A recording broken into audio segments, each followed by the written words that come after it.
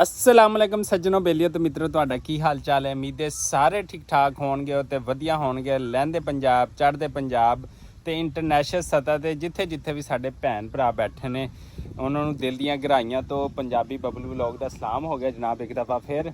तो मौसम सुबह सुबह कुछ खुशगवार हो गया। पिछले दिन तो बड़ी हबस ते गर्मी है तो तुहानूं पता है गर्मियों के विच कदी मौसम ठंडा तो कदी चंगा।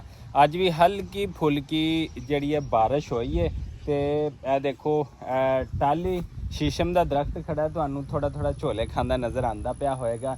तो माशाल्लाह कोई ठंडी हवा चलन दी है। तो बारिशां होईयां सी पिछले दिनों च, उहदी वजह तो कुछ जिहड़ी असीं पहले मुंजी की फसल आई वो बड़ी बेहतरीन आ माशाल्लाह फसल देखते पे हैं अज। तो जिथे असीं पनीरी लाई हुई सी ते जनाब है वो जगह हैगी है भी खेत खाली हो गया, लेकिन बारिश की वजह तो ना इत्थे जिहड़ी गपशप हो गई सी ते मुंजी नहीं ला सके। बारिश तो पहले दी लग गई माशाल्लाह ज़बरदस्त। बारिश तो बाद लगी है तो हल देख लो जलसा हुआ है क्योंकि दोबारा गर्मी हो गई सी। बारिश तो जी बारिश दे विच लगी है वो माशाल्लाह ज़बरदस्त, जी बारिश तो बाद लगी तो फ़र्क दोने आप ही चेक कर लो। तो ये गपसी ज़मीन नहीं बना सके, लेकिन कुछ ज़मीन जी है ना वो बनानी है देखो स्टार्ट कर दी है। कल सारा दिन जड़े ना ट्रैक्टर जड़े चलते रहे हैं इत्थे, तो ये भी इंशाल्लाह बन जाएगी। जे दसदे पे सी कि 15 अगस्त तो 18 अगस्त तक जड़ियाँ ना काफ़ी बारिशां ने। तो अज भी बारिश का दस्से तो अगर अज बारिश ना हुई अज का दिन इनू जड़ा ना हवा शवा लगेगी, फिर ये उत्ते चलावांगे असी रूटा वाटर। तो रूटा वाटर चला के बिल्कुल बरीक हो जाएगी तो फिर इंशाल्लाह जड़ी है ना इत्थे असी जड़ी है ना मुंजी की फसल जड़ी है वो ला देवांगे इंशाल्लाह। तो हालात बहुत औखे होए पे ने यार कि पाकिस्तान दे विच हर चीज़ महंगी है, खाद है, स्प्रे है, डीजल है, जिहड़ी चीज़ भी देख लो ना साडे किसानां दा कचूमर कढ़ दिता है। कहंदे ने कि चोर डाकू पैदा होंदे ने। ते साडे जनाब सोलर प्लेटां लवाइयां तो उस सोलर प्लेटां लवान के बावजूद भी खड़ी मोटर जिन्हों असी एक दफ़ा भी नहीं चलाया हैगा 1 लाख रुपया जड़ा ना वह बिल आ गया। हूँ जो SDO वापटा को गए हैं वो कहता जी पता नहीं किन्ने पाता तो क्यों पाता वो भन्ने पै गया। यार एक चीज़ चली कोई नहीं असी कीती कोई नहीं तो तुसी ओदा भी लाख रुपया बिल पाता। तो जे बंदा फिर वो की कहते चोरी ला के ते बाले तो गल तो माड़ी है ना कि साडे मुल्क नूं जड़ा नुकसान हैगा, लेकिन इत्थे मनदे कोई नहीं। इत्थे कहंदे जड़ा चोरी करदा है वो बहुत चंगा है तो जड़ा नहीं करदा जेड़े सीधे रस्ते ते चलदा तो उहदे वास्ते इन्ने क मसले ने ना कि हद तो ज़्यादा। हुण SDO वापटा को गए हैं वो तो 100 बहाने यार चला लो बिल पूरा कर लो भी गलती तुहाडी या तुहाडे अहलकार दी। तुसी उस टाइम उहदा लैटर लिखो जड़ा ना कि यार ये गलती नाल यूनिट पै गए ने लिहाजा इन्हों माफ़ किया जाए। तो ये तो एक दफ़ा भी नहीं चलिया हैगा। तो यह साडे जड़ा हार रह गया कि किसानां दा जड़ा ना कचूमर कड्ढी पए ने। तो इत्थे गड्डी लैके आ गया, मैं तुहानूं दस्सिया सी ना कि हल चलाने आ। गड्डी लैके भतीजा मेरा आ गया, सामने आ गई है गड्डी ए वेखो। तो इत्थे हुण जड़ा ना हल चलणगे, असीं भी ट्रैक्टर चलाने आ ते तुहानूं दसदे आ फिर।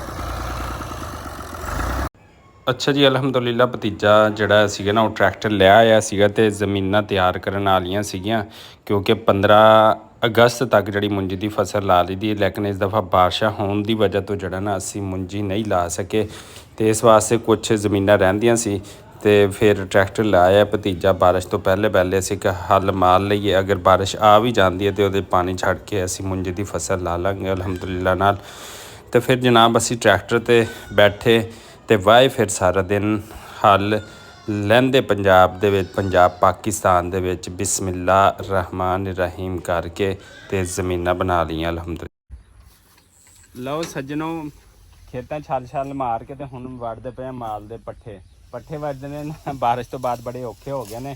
तो लैके जाईदे ट्रैक्टर ते आ देखो उदन भी ट्रैक्टर फसिया सी, खोबा ही खोबा सीगा। तो अज बारिश हुई है हल्की हुई है लेकिन वो खोबा जड़ा ना वो नहीं गया हैगा। तो माल दे बस पट्ठे छड्डे वड्डी जा रहे हैं तो ज़मीनां छल चला लिया, लेकिन यह कि दुध पीना तो साल बाद वो मुंजी की फसल तैयार करना, गंदम की फसल तैयार करना बड़ा औखा काम हैगा जनाबे आला। बस कम कम कम जिमीदारे का कम नहीं मुकदा। तो हुकूमत पिछले 1 साल तो जड़ी है ना ਕੋਈ ਸਪੋਰਟ ਨਹੀਂ ਕਰਦੀ ਪਈ। ਜ਼ਿਮੀਦਾਰ ਆਪਣੀ ਮਦਦ ਆਪ ਦੇ ਤਹਿਤ ਹੀ ਜਿਹੜਾ ਨਾ ਉਹ ਕੰਮ ਸ਼ਮ ਕਰਦੇ ਪਏ ਨੇ। ਤੇ ਜੇ ਬਿਜਲੀ ਦਾ ਬਿੱਲ ਮੈਂ ਪਹਿਲੇ ਗੱਲ ਕੀਤੀ ਬਹੁਤ ਜ਼ਿਆਦਾ ਆਉਂਦੇ ਪਏ ਨੇ, ਨਾ ਖਾਸ ਸਸਤੀ ਹੈ। ਜੋ ਜਦੋਂ ਲੋੜ ਹੁੰਦੀ ਹੈ ਸਾਨੂੰ ਤਾਂ ਉਦੋਂ ਲਾਈਨਾਂ 'ਚ ਲੱਗ ਕੇ ਲੈਣੀ ਪੈਂਦੀ ਹੈ। ਤੇ ਇਹ ਹਾਲ ਹੈ ਜਨਾਬ ਇੱਥੇ ਸਾਡੀ ਕਾਸ਼ਤਕਾਰੀ ਦਾ। ਲੇਕਿਨ ਫਿਰ ਵੀ ਕੀ ਹੈ, ਅੱਲਾ ਦਾ ਸ਼ੁਕਰ ਅਦਾ ਕਰਨਾ ਚਾਹੀਦਾ, ਦਿਲ ਵੱਡਾ ਰੱਖਣਾ ਚਾਹੀਦਾ। ਤੇ ਅਸੀਂ ਕਿਸਾਨ ਜਿਹੜੇ ਨਾ ਮਿਹਨਤ ਕਰਦੇ ਰਵਾਂਗੇ ਇਸ ਧਰਤੀ ਮਾਂ ਵਾਸਤੇ, ਇਸ ਆਪਣੇ ਪਿਆਰੇ ਪਾਕਿਸਤਾਨ ਵਾਸਤੇ।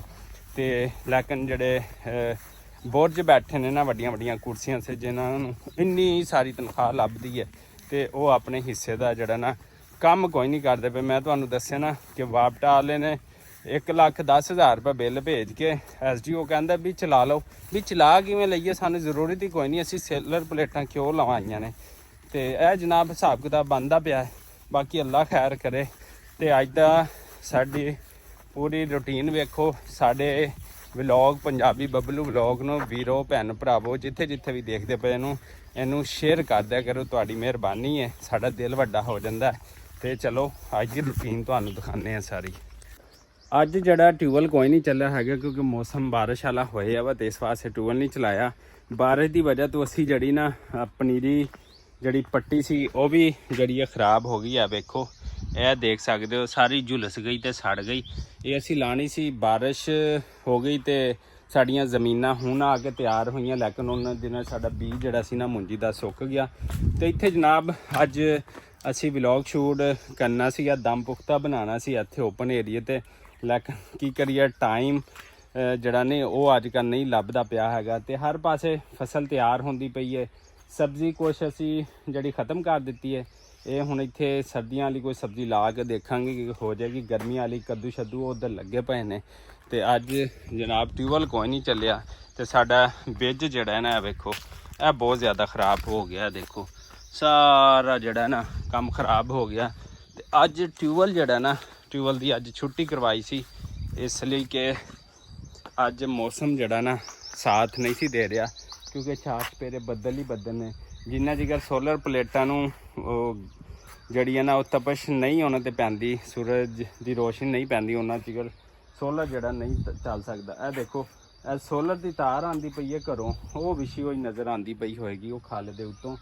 ਘਰੋਂ ਸੋਲਰ ਚੱਲ ਕੇ ਆਉਂਦਾ ਹੈ ਤੇ ਤਾਂ ਵੀ ਮੋਟਰ ਕਿਤੇ ਐਮਰਜੈਂਸੀ ਵਾਸਤੇ ਅਸੀਂ ਵਾਪਟਾ ਦੀ ਚਲਾ ਸਕੀਏ ਉਹਦੇ ਵਾਸਤੇ ਕਨੈਕਸ਼ਨ ਰੱਖਿਆ ਸੀ। ਲੇਕਿਨ ਜ਼ਾਲਮਾਂ ਨੇ 1,10,000 ਜਿਹੜਾ ਨਾ ਉਹ ਬਿੱਲ ਜਿਹੜਾ ਨਾ ਭੇਜ ਦਿੱਤਾ ਹੈਗਾ। ਤੇ ਦੱਸੋ 1,10,000 ਪੂਰੇ ਏਕੜ 'ਚੋਂ ਸਾਲ ਬਾਅਦ ਨਹੀਂ ਬਚਦਾ ਤੇ ਉਹਨਾਂ ਨੇ 1,10,000 ਜਿਹੜਾ ਨਾ ਬਿੱਲ ਭੇਜ ਦਿੱਤਾ ਹੈਗਾ। ਅੱਲਾ ਪੁੱਛੇਗਾ ਆਪੀ ਕਿ ਜਿਹੜਾ 2 ਨੰਬਰੀ ਕਰਦੇ ਨੇ, ਹਰਾਮਖੋਰੀ ਕਰਦੇ ਨੇ ਜਾਂ ਰਿਸ਼ਵਤ ਦੇ ਕੇ ਆਪਣਾ ਕੰਮ ਕਰਾਉਂਦੇ, ਅੱਲਾ ਇਹਨਾਂ ਨੂੰ ਜ਼ਰੂਰ ਰੋਜ਼ੇ ਮੈਸ਼ਰ ਜਿਹੜਾ ਨਾ ਪੁੱਛੇਗਾ, ਲਾਜ਼ਮੀ ਪੁੱਛੇਗਾ। ਤੇ ਜਿਹੜਾ ਕਿਸੇ ਦਾ ਹੱਕ ਖਾਂਦਾ ਹੈ ਤੇ ਜਿਹੜਾ ਉਹਨੂੰ ਕੀ ਕਹਿੰਦੇ ਹਰਾਮ ਕਮਾ ਕੇ ਆਪਣੀ ਔਲਾਦ ਨੂੰ ਖਵਾਉਂਦਾ ਹੈ ਨਾ, ਤੇ ਕੱਲ੍ਹ ਨੂੰ ਉਹਦੇ ਵਿੱਚੋਂ ਨਿਕਲਦਾ ਹੈ, ਉਹਦੀ ਔਲਾਦ 'ਚੋਂ ਨਿਕਲੇ, ਉਹਦੇ ਵਿੱਚੋਂ ਨਿਕਲੇ, ਜਾਂ ਬੰਦਾ ਬਿਮਾਰ ਹੋ ਜਾਵੇ ਤਾਂ ਕਰੋੜਾਂ ਰੁਪਏ ਵੀ ਲਾ ਕੇ ਠੀਕ ਨਹੀਂ ਹੋ ਸਕਦਾ। ਤੇ ਇਸ ਵਾਸਤੇ 2 ਨੰਬਰੀ ਝੂਠ ਫਰਾਡ ਜਾਂ ਕਿਸੇ ਸੇ ਬੇਜਾ ਬੋਰ ਡਾਲਣਾ ਵੀ ਜਿਹੜਾ ਨਾ ਇਹ ਵੀ ਰਿਸ਼ਵਤ ਦੇ ਵਿੱਚ ਆਉਂਦਾ ਹੈ। ਲਿਹਾਜ਼ਾ ਰਿਸ਼ਵਤ ਤੋਂ ਤੋਬਾ ਕਰੋ ਸਾਰੇ ਵੱਡੇ ਅਫਸਰਾਨ, ਤੇ ਗਰੀਬ ਦਾ ਭਲਾ ਕਰੋ, ਕਿਸਾਨ ਦਾ ਭਲਾ ਕਰੋ। ਲਓ ਜੀ ਇੱਧਰ ਰਕਸ਼ੇ ਆ ਗਏ ਨੇ, ਅਸੀਂ ਪਨੀਰੀ ਪੱਟੀ ਹੋਈ ਹੈ ਤੇ ਉੱਧਰ ਜਿੱਥੇ ਠੇਕੇ ਤੇ ਜ਼ਮੀਨ ਲਈ ਹੋਈ ਹੈ ਤੇ ਉੱਧਰ ਲੈ ਕੇ ਜਾਣੀ ਹੈ। ਭਾਈ ਪਾਣੀ ਸ਼ਾਨੀ ਪਿਲਾ ਰਿਹਾ ਤੇ ਫਿਰ ਜਿਹੜਾ ਨਾ ਉਹ ਲੈ ਕੇ ਜਾਣੀ ਹੈ। ਇਹ ਭਾਈ ਨੇ ਸਵੇਰ ਦੀ ਪਨੀਰੀ ਪੱਟੀ ਹੈ ਤੇ ਮਿਹਨਤ ਕੀਤੀ ਹੈ। ਕਿਵੇਂ ਭਾਈ ਜੀ? ਕਿੰਨੀ ਕੁ ਪੱਟੀ ਹੈ? ਅੱਛਾ ਚਲੋ ਠੀਕ ਹੈ, ਮਾਸ਼ਾਅੱਲਾ। ਖਿਆਲ ਨਾਲ ਲੱਦਣਾ, ਰਸਤੇ 'ਚ ਸਿੱਟ ਨਾ ਲੈਣਾ ਸਾਰੀ।